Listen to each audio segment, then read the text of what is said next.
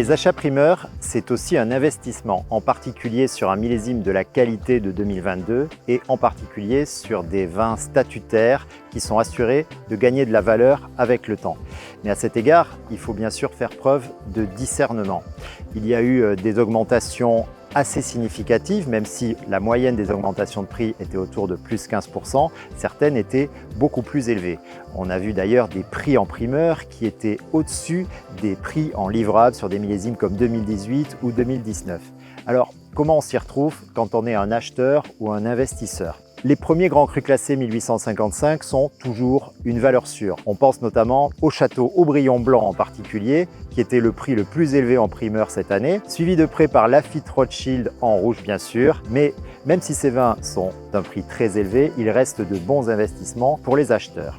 De façon générale, tous les premiers aussi ou assimilés de la rive droite sont de bons actes d'achat. On pense notamment au château Cheval Blanc, une des très grandes réussites du millésime, pas seulement sur la rive droite mais toutes rives confondues, et qui n'a cessé de gagner déjà de la valeur depuis. Bref, on se l'arrache.